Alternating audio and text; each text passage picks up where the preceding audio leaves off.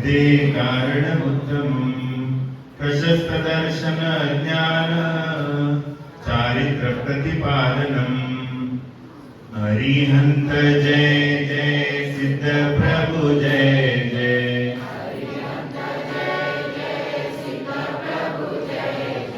साधु जन जय जय जिन धर्म जय जय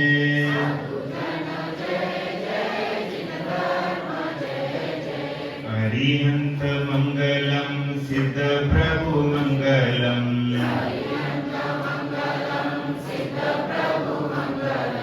साधु जन मंगलम जिन धर्म मंगलम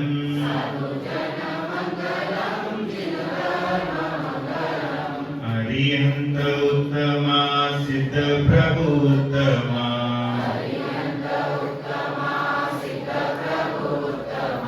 साधु जन उत्तमा जिन धर्म उत्तमा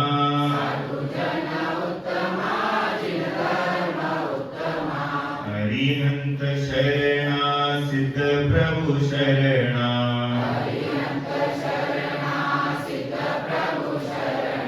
साधु जन शरणा जिन धर्म शरणा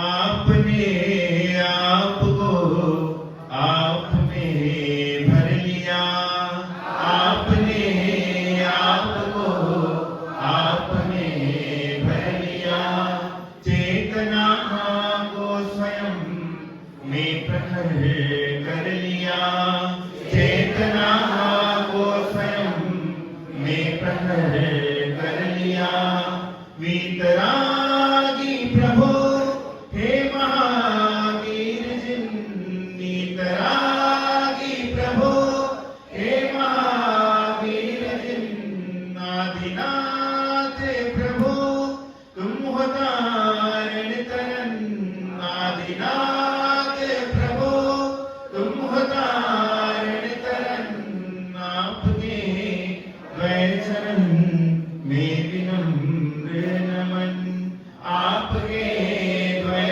चरण में विनम्र नमन आपके द्वय चरण में विनम्र नमन देवादिदेव प्रथम तीर्थंकर श्री आदिनाथ भगवान की वर्तमान शासन श्री महावीर भगवान की देवादिदेव आचार्य श्री अकंपन आदि 700 महामुनिराज की विष्णु कुमार महामुनिराज की संत श्रमणी आचार्य श्री विद्यासागर जी महाराज की परम पूज्य आचार्य श्री यादव सागर जी महाराज की वात्सल्य पर्व रक्षा बंधन की अहिंसा परमो धर्म की भक्तों के भगवान वर्तमान के वर्तमान मुनि श्री विशाल सागर जी गुरुदेव की जय करा गुरुदेव का नमो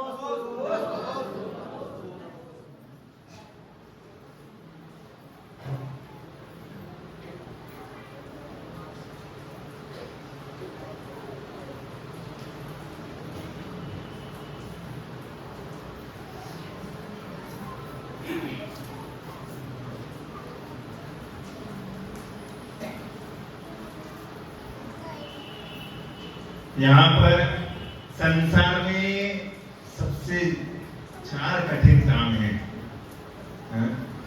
संसार में 4 कठिन काम है कि पहला काम है जिसका नाम चींटी को लिपस्टिक लगाना।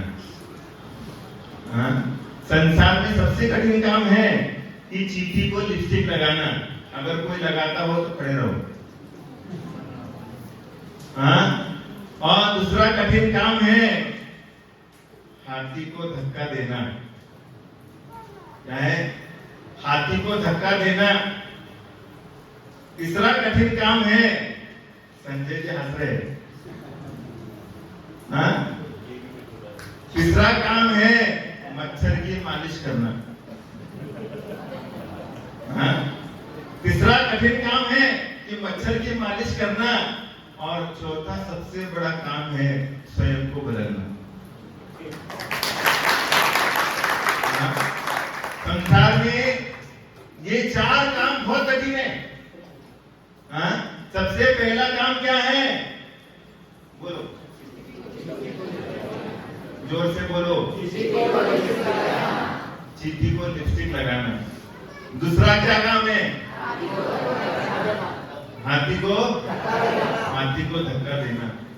और तीसरा कठिन काम है मच्छर की मालिश करना। और चौथा कठिन काम क्या है? दुनिया दूसरे को बदलना चाहती है, लेकिन वो ये समझता ही नहीं है कि उसको बदलने के पहले मुझे बदलना चाहिए। ये अगर समझ जाओगे आपका वास्तविक पर्व तुम्हें सबसे महत्वपूर्ण समझ में आए। हाँ? तो इसीलिए क्या होता है कि संत और बसंत इन दोनों में साम्य है। संत और बसंत दोनों में साम्य हुआ करता है। जब बसंत आता है तो प्रकृति सुधरती है, और संत आते हैं तो संस्कृति सुधरती है। इसलिए ये जैन संस्कृति अनादिकाल से प्रवाहमान होती हुई आई, और इसी जैन संस्कृति में यहाँ पर अनंत असंख्यात मुनिराज होके गए, और असंख्यात मुनिराजों की श्रृंखला चल रही है, और ये अविद्यमान प्रवाहित होती हुई चल रही है। आज अपन देख रहे हैं कि ये भरत क्षेत्र है, और इस भरत क्षेत्र में यहाँ पर आर्यखंड में अपन बैठे हैं, और इस आर्यखंड में पंचम काल है, और इस पंचम काल में जिनेंद्र भगवान की उपस्थिति नहीं है क्या? यहाँ पर जिनेंद्र भगवान अपने लिए प्रत्यक्ष रूप में नहीं है, परोक्ष रूप में है। और जब जिनेंद्र भगवान यहाँ पर प्रत्यक्ष रूप में नहीं है, तो यहाँ पर साक्षात जो जिनेंद्र भगवान की वाणी होती है, वो जिनेंद्र भगवान की वाणी कहने का अधिकार यहाँ पर किसको होता है? जब भगवान साक्षात नहीं है, वो मोक्षगामी हो गए, और पंचम काल में केवल ज्ञान नहीं होगा। तो जिनेंद्र भगवान की वाणी जो है, वो वाणी पहुंचाने का अधिकार किसके लिए है? हाँ? गुरु के लिए है क्या वस्त्रधारियों के लिए है? हाँ? कौन पहुंचाएगा ये जिनवाणी? किसकी बातों की अपने लिए वजनदारी रखना चाहिए? कौन की बात अपन को सुनना चाहिए, और कौन की बातों को दिमाग से निकाल करके हृदय में रखना चाहिए? ये विवेक आपके पास होना चाहिए। और ये विवेक आपको प्राप्त हो गया तो पंचम काल में भी आपका जीवन सुरक्षित है, ऐसा समझना चाहिए। अगर इतना विवेक आपको आ गया कि जिसने कभी संयम धारण नहीं किया, जिसने कभी उपवास करने की चेष्टा नहीं करी है, जिसने कभी केशलोच नहीं किया है, जो कभी नंगा नहीं रहता है, उसकी बातों को तुम ध्यान में रख करके जिनेंद्र भगवान की आज्ञा मान रहे हो। और जो साक्षात सब कुछ त्याग करके बैठा है। आज मैं डंकी की चोट पे खड़े होकर के कोने कोने पे जाकर के जिन शासन को आगे बढ़ा सकता हूँ। तुम लोगों में से कौन कौन आ सकता है बताओ? आज इतनी चिखली समाज में कितने नंगे हैं?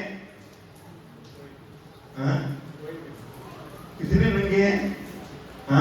लेकिन अकेला नंगा ही तुम्हारे चिखली के लिए काफी है। एक ही नंगा तुम्हारे लिए काफी है, बाकी की तुम मत छो, खैर नहीं।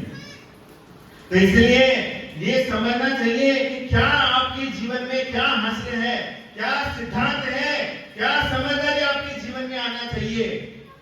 ये आपके जीवन में समझदारी आ गई तो आपने सही धर्म समझ लिया।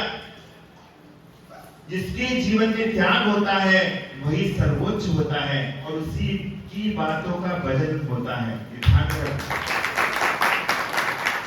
आज एक बार मैं भोपाल में था, तो जब मैं भोपाल में था तो भोपाल में एक बच्चे को खड़ा किया, और बच्चे को खड़ा करके उसके हाथ में 500 की नोट दे दी। कितने रुपए की? 500 की नोट दे दी। उस बच्चे खड़ा हो गया बच्चा, और खड़ा होकर के उसने 500 की सामने सभी लोग उपस्थित हैं और उस बच्चे ने 500 की नोट ऊपर करके दिखाई और हमने वहां से पूछा, बताओ किसके लिए चाहिए नोट? हाँ? किसके लिए नोट चाहिए है? तो बहुत सारी सभा में से हाथ ऊपर उठ पड़े, मेरे लिए चाहिए। हाँ? मेरे लिए क्या चाहिए? वोट चाहिए, नोट चाहिए मेरे लिए। तो बहुत सारे वहां पर नोट लेने के लिए हाथ ऊपर खड़े हो गए और उसके बाद क्या हुआ कि उसके बच्चे के लिए मैंने बोला कि उसी नोट को तो मोड़ दो। हाँ? मोड़ने के बाद फिर पूछा गया कि ये नोट किसको चाहिए, तो फिर भी उसमें से सभा में से बहुत सारे हाथ ऊपर उड़ गए और हाथ ऊपर उठने के बाद फिर मैंने क्या किया, उसको बताया, इसी नोट को तुम पानी में डुबा, इसी नोट को क्या कर, पानी में डुबा दे। तो उसने पानी में डुबा दिया और पानी में डुबा करके फिर से दिखाया सबके सामने, इसे चाहिए ये नोट 500 की। तो फिर भी सभा में से हाथ ऊपर उड़ गए और फिर मैंने उस बच्चे को बोला, उसी 500 की नोट के 2 टुकड़े कर। हाँ?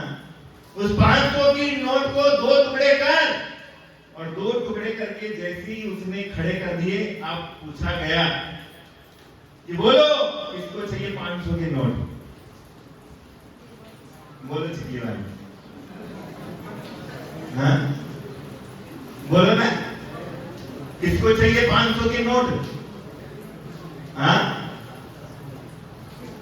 तो सभा में से एक का भी हाथ ऊपर नहीं उठा है। क्यों नहीं उठा? 500 की नोट तो है ना वो। हाँ? 500 की नोट है कि नहीं है? बोलो ना, जोर से बोलो। 500 की नोट है ना वो। अब उसके टुकड़े कर दिए, तो टुकड़े करने के बाद उसकी वैल्यू क्या हो गई? हाँ? कितनी हो गई? उसको पूरी लेना नहीं चाहता। और वही 500 की नोट को जब तुम जोड़ करके सबके सामने खड़े कर देते हो, तो उसके लिए सभी लोग हाथ जोड़ करके खड़े होते हैं। इसलिए मैं जैन समाज को कहना चाहता हूं, तुम बटो मत, तुम बटोगे तो सबसे पहले तुम कटोगे।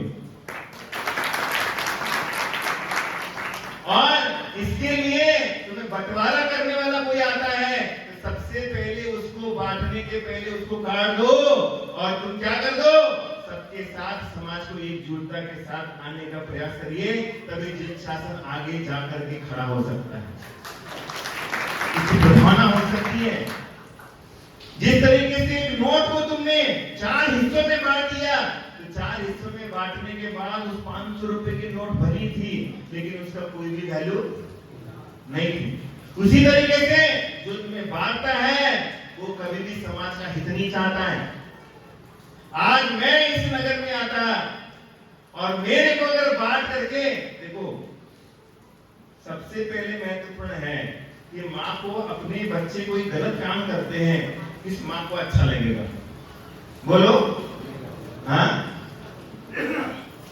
इस माता पिता को अच्छा लगेगा कि मेरा बेटा जो है वो गलत काम करे और मैं उसका समर्थन करूं, हाँ, मैं उसको बढ़ावा दूं। कौन माँ बाप चाहेगी? अगर बेटा क्या है, बच्चा बगीचे में खेल रहा है और बगीचे में खेलते समय वो मिट्टी खा रहा है, तो माँ क्या करेगी? बोलो हाँ, पहले तो उसको समझाएगी, हाँ, बेटा चल ये मिट्टी खाना नहीं चाहिए, और फिर भी वो बच्चा जाकर के मिट्टी खा रहा है, अब क्या करेगी? हाँ? अब क्या करेगी माँ? जोर से बोलो ना। थप्पड़ मारेगी, हाँ? और थप्पड़ मारेगी तो बेटा क्या हो जाता है, हाँ? और फिर भी थप्पड़ मारने के बाद भी मिट्टी खा रहा है तो बोलो मैडम क्या करेंगे? हाँ? अरे सलाई गरम करेगी, हाँ, सलाई गरम करेगी और उसके द्वारा क्या करेगी? वाह, ठंडा, गर्मी में भी ठंडे का एहसास, हाँ, गर्मी में भी ठंडे का एहसास, फिर वो ऐसा एहसास हो जाता है कि जिंदगी भर वो याद रखता है कि वो चीज कभी करना नहीं। इसलिए हम कौन है तुम्हारे, हम आपके हैं कौन? हाँ, हम आपके हैं कौन? जोर से बोलो ना। हाँ, गुरु के रूप में तुम्हारे माता पिता बैठे हैं यहाँ। हाँ,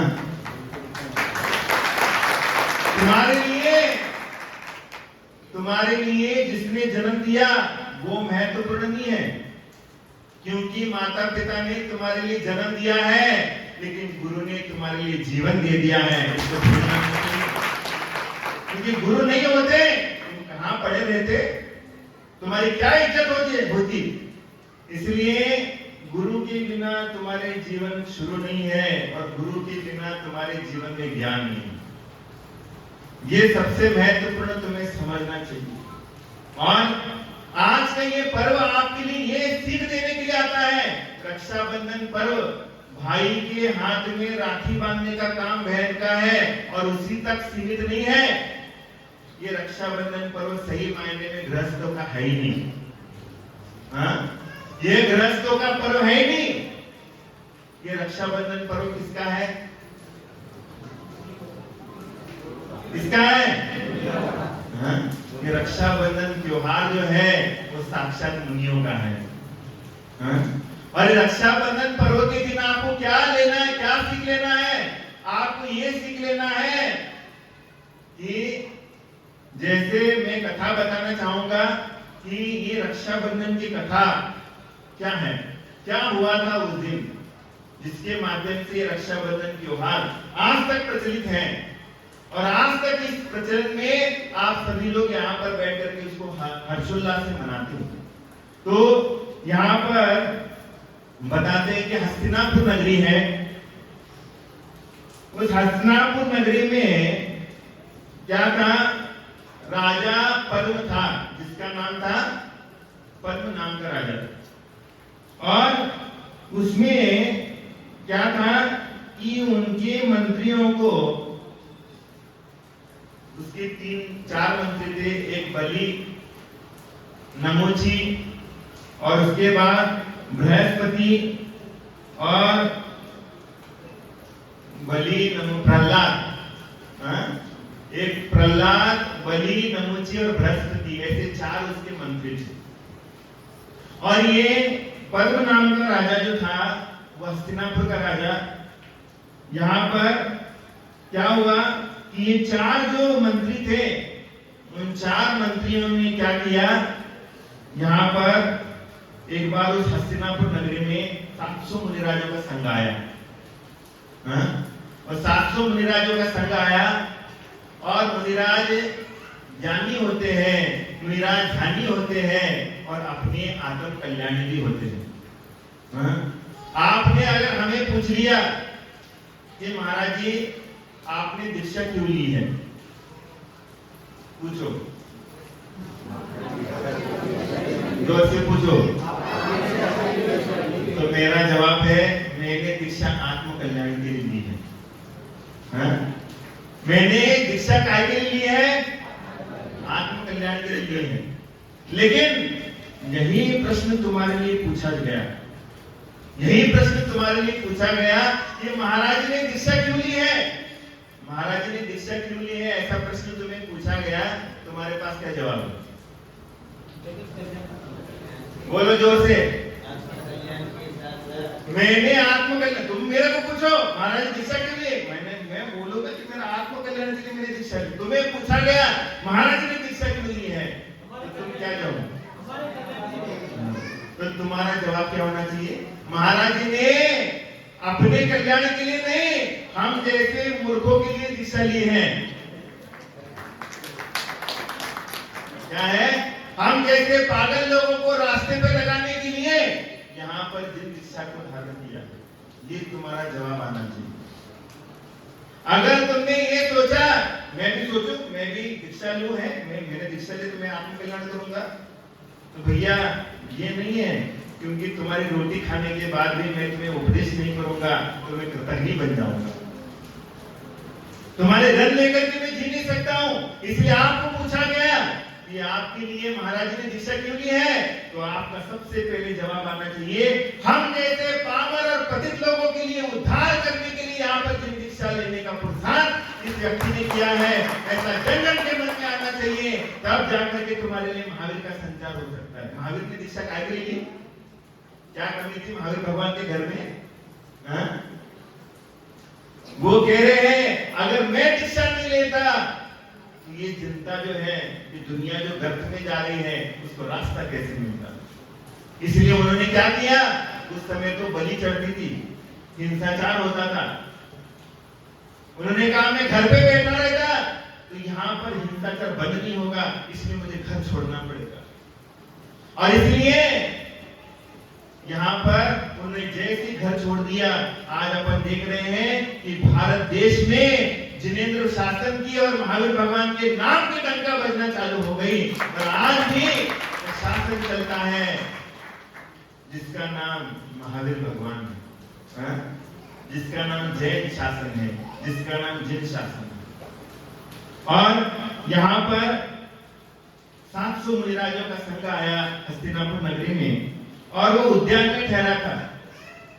तो उद्यान में जब ठहरा था तो ये जो 4 मंत्री हैं, जिसका नाम बलि, नमोची, प्रहलाद और बृहस्पति, ये क्या हो गया कि ये उनके दर्शन करने के लिए गए। तब गुरु दर्शन के लिए वो वहां पर पहुंचे। तो गुरु दर्शन के लिए जब गए थे, तब वहां पर राजा के लिए जब राजा चरणों में आ गया, तो राजा चरणों में मुनिराज ने सबसे पहले बताया था, पहले निमित्त ज्ञान था कि क्या होने वाला है। ये मुनियों को समझ में आता है, आज भी समझ में आता है, ये मत सोचो कि नहीं समझ में आता।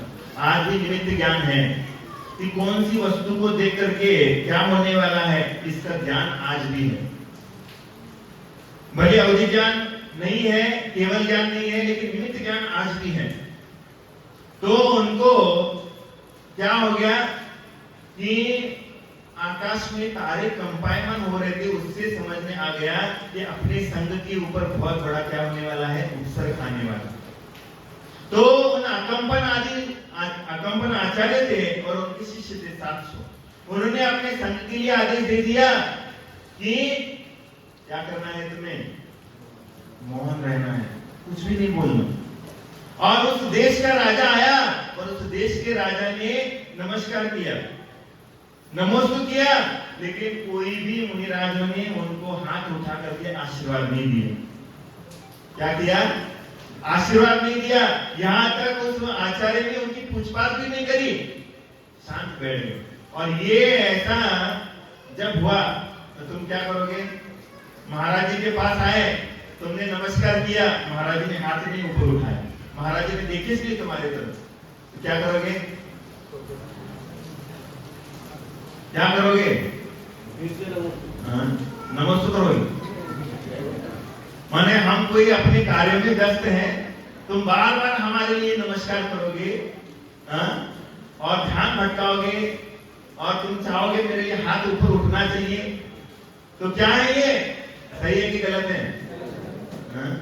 तुमने मुनिराज के चरण कमल में अपना क्या कर दिया? माथा झुका दिया। उनके चरणों में उनकी मुद्रा को देख करके तुमने अपने सिर को झुका दिया, तो समझ लेना उन्होंने अपने पूरे के पूरे शरीर से तुम्हारे लिए आशीर्वाद दे दिया। पूरे शरीर से आशीर्वाद दे दिया। तुम हमारा हाथ का आशीर्वाद चाहते हो कि पूरे शरीर का आशीर्वाद चाहते हो?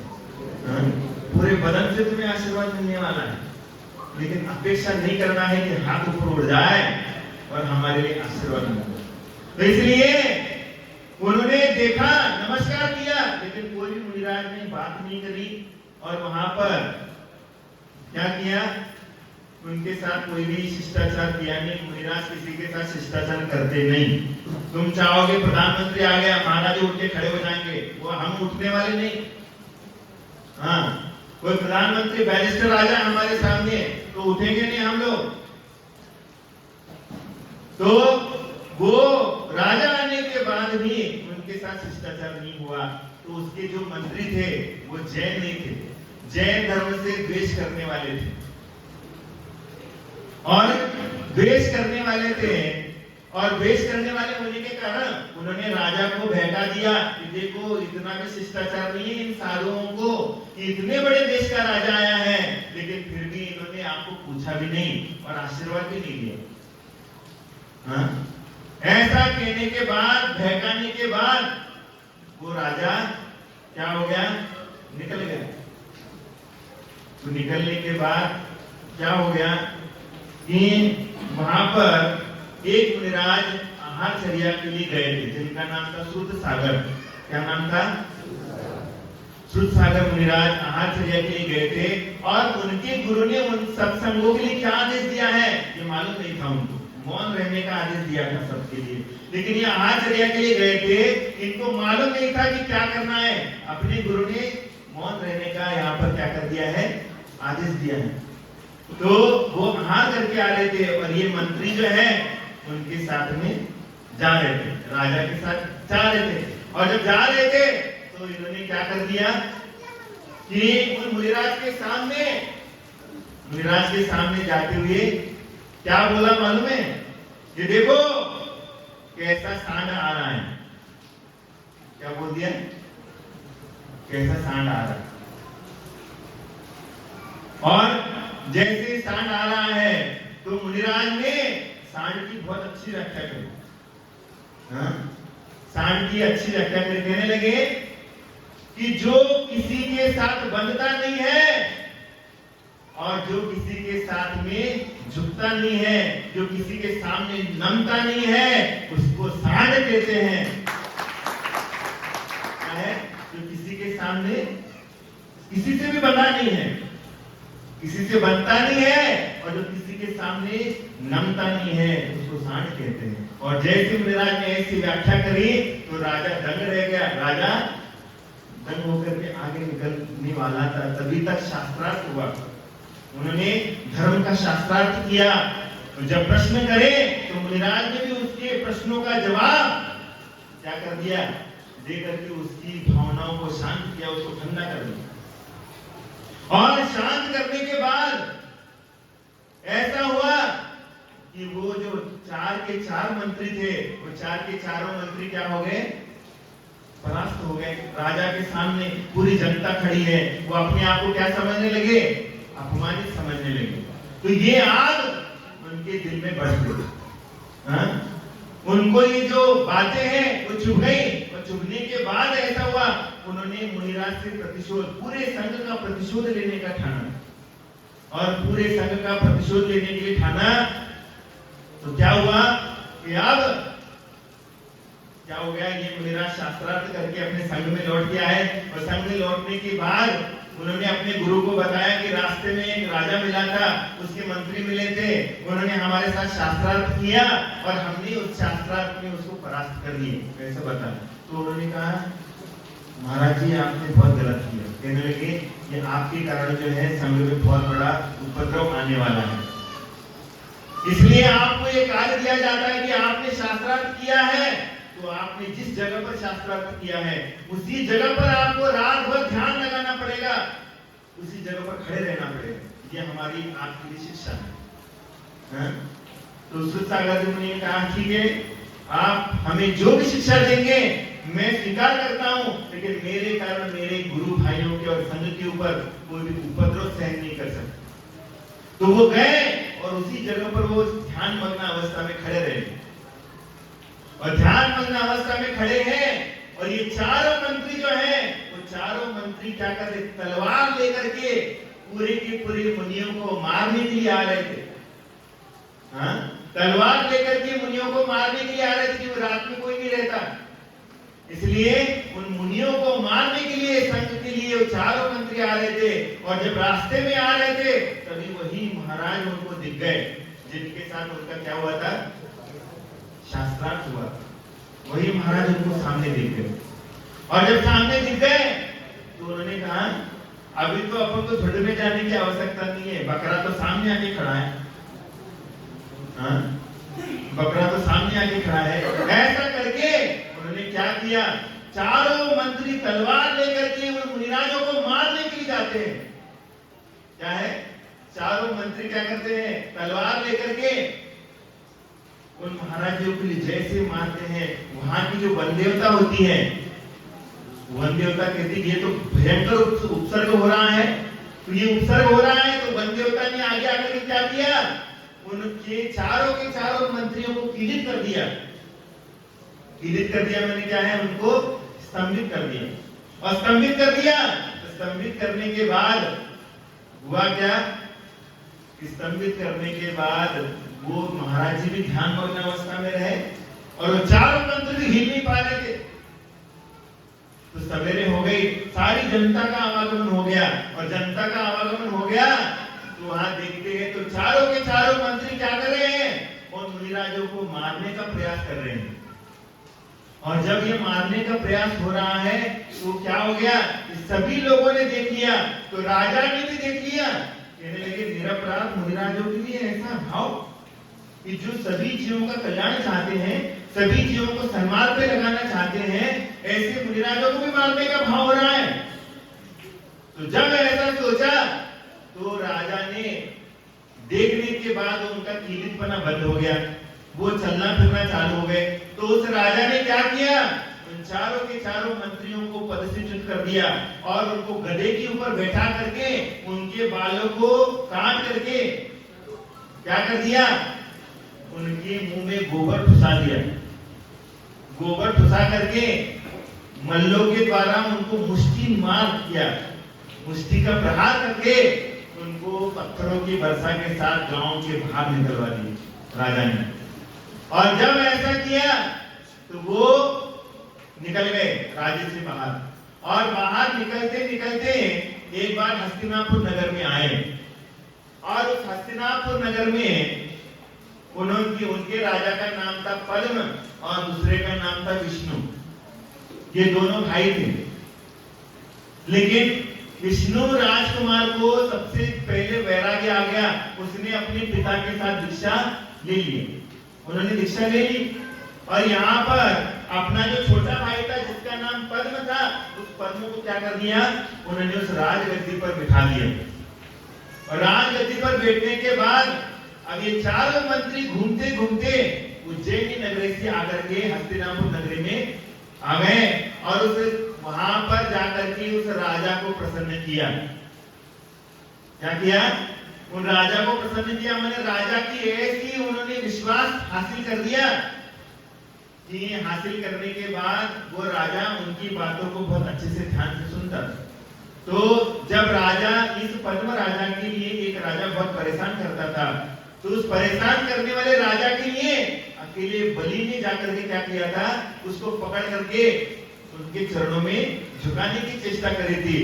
तो तब पद्म राजा इन मंत्रियों से बहुत खुश रहता। तो उन्होंने कहा कि मांग, तेरे लिए क्या मांगना है, मैं तेरे लिए जो मांगोगे सो देने के लिए तैयार हूं। तो उन्होंने मंत्रियों ने कहा, राजन अभी हमें कुछ नहीं चाहिए, लेकिन समय जब आएगा तब हम आपसे ये वर ले लेंगे। तो जब ऐसा किया तो उस नगरी में, हस्तिनापुर नगरी में, ये 700 मुनिराजों का संघ आया था, जिनका नाम अकंपन आदि 700 मुनिराज आए। और 700 मुनिराज जब आए तो 700 मुनिराज आने के बाद कान खोलकर सुन ले कि नहीं, सुन रहे कि नहीं सुन रहे, हाँ ध्यान से सुन रहे कि नहीं सुन रहे। तो जब ये हस्तिनापुर नगरी में आए तो उन मंत्रियों ने देखा कि यही मुनिराजों का संघ है जिन्होंने हमारा अपमान किया था। तो उन्होंने क्या किया, अपने राजा से बताया कि राजन, आपने हमें एक वर देने की चेष्टा करी थी कि समय आते ही मैं आपको वरदान दूंगा, तो समय अब आ गया। कहने लगे बस हमारे लिए 7 दिन के लिए आपका राजा का पद दे दो। क्या कहने लगे, 7 दिन के लिए हमें राजा बनाओ। तो कहने लगे क्षत्रिय कभी जो बात देते हैं, वचन देते हैं, वो कभी भी तोड़ते नहीं। तो उन्होंने जो वचन दिया था तो कहने लगे ठीक है, मैं तुम्हें राज देता हूं और 7 दिन के लिए उनको राज दे दिया गया। चारों के चारों में बलि जो है वो राजा बन गया, और उसके जो है वो सारे के सारे जो भाई थे वो मंत्री है। तो बलि ने सबसे पहले जो राजा था पद्म, उसको कारागार में डाल दिया। कारागार में डाल दिया, और क्या किया, वो जो 700 मुनिराजों का संघ आया था, उन 700 मुनिराजों के लिए आसपास में क्या कर दिया, पूरा का पूरा आग जलवाई।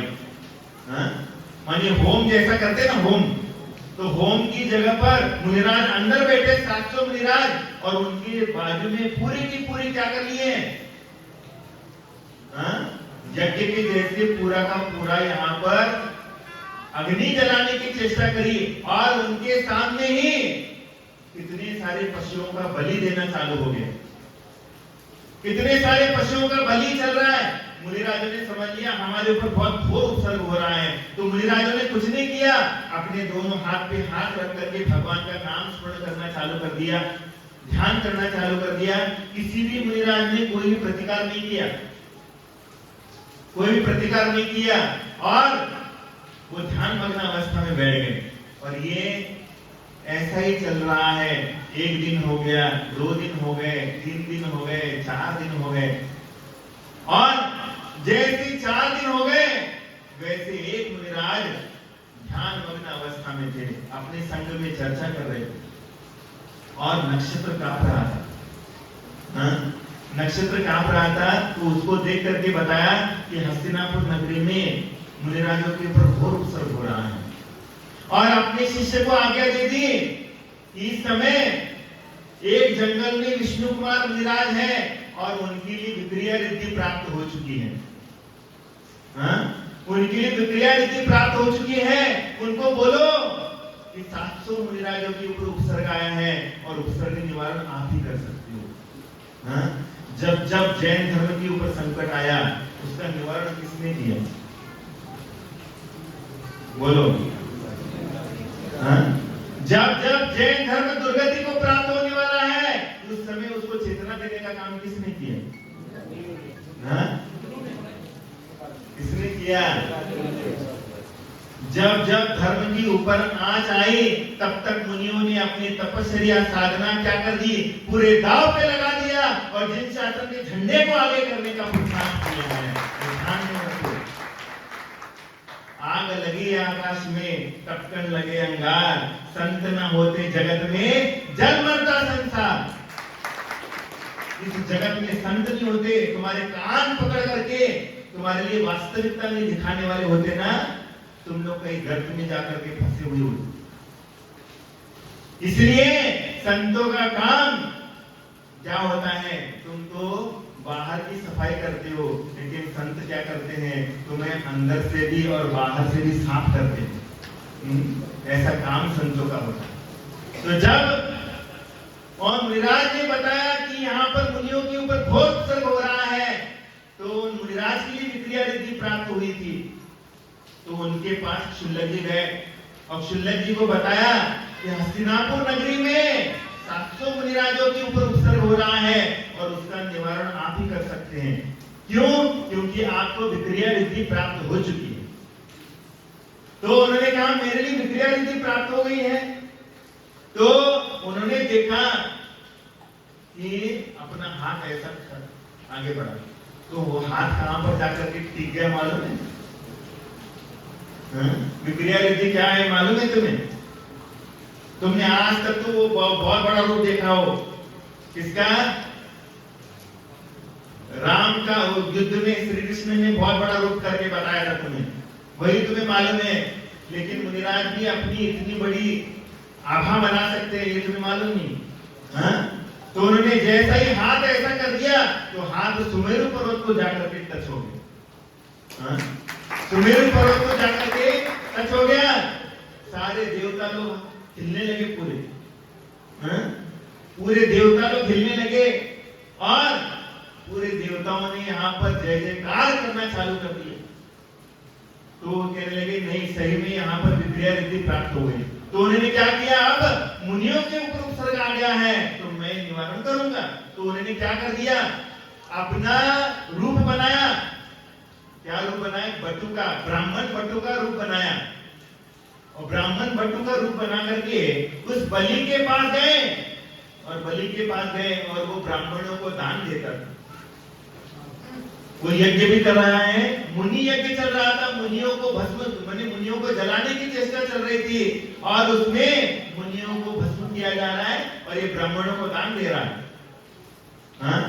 तो ये मुनिराज ब्राह्मण का रूप बना करके गए और उन्होंने कहने लगे कि बोल ब्राह्मण तुझे क्या चाहिए?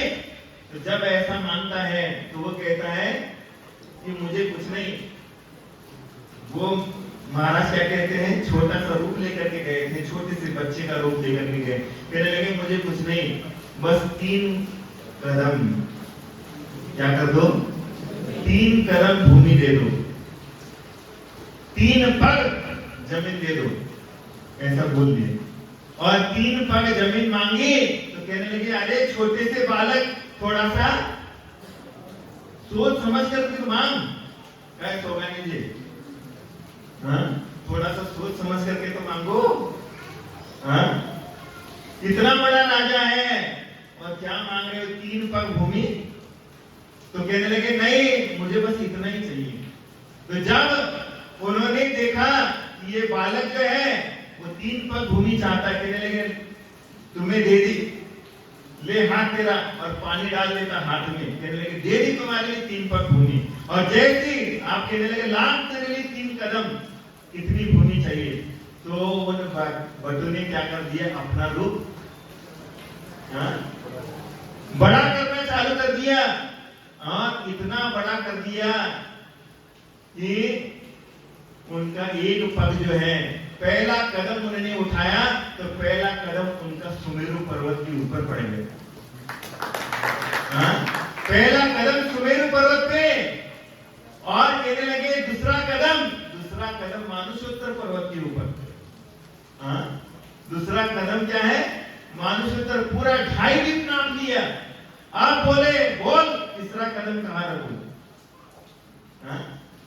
बोल कदम कहां रखूं, तीसरा कहां रखो, तीसरा कदम? वो जब रूप देखता है तो क्या हो जाता है, पसीने से तितर बितर हो जाता है, पसीने से नहा जाता है, और कहता है कि कहां रखूं मैं पग, बोल।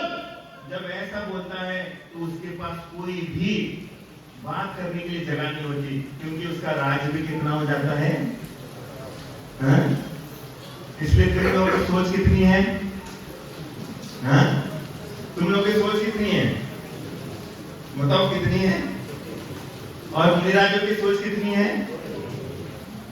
जोर से बोलो ना, बहुत बड़ी है। कितनी बड़ी है? तुम लोग बस इस भव का सोचते हो, लेकिन मुनिराज तुम्हारे भव के बारे में सोचने की चेष्टा करते हैं, इसलिए इतनी बड़ी सोच है।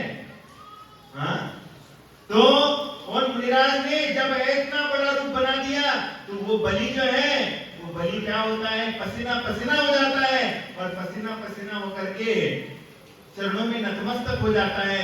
कहने लगे हे ब्राह्मण राज, मैं हार गया, मेरे पास की भूमि भी आपको देने के लिए मेरे पास कुछ भी नहीं बचा है, अब आप मुझे क्षमादान दो।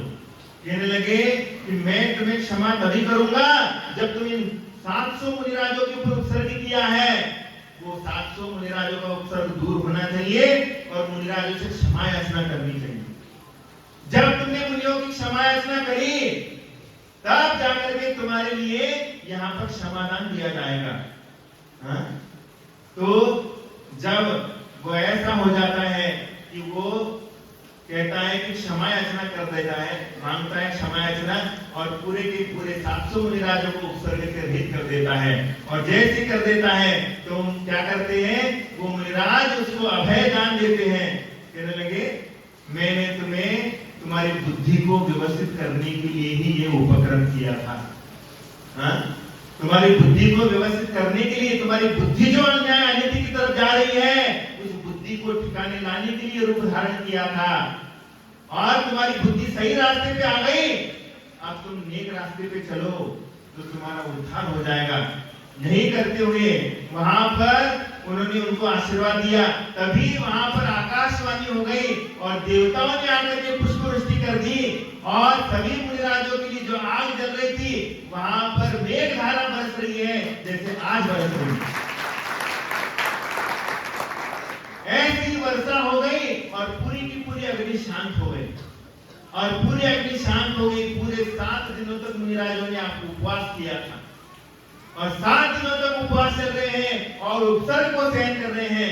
पूरे हस्तिनापुर नगर वाले रो रहे थे कि मुनिराजों के ऊपर उपसर्ग हो रहा है और हम लोग घर में बैठ करके उनके लिए कुछ नहीं कर रहे।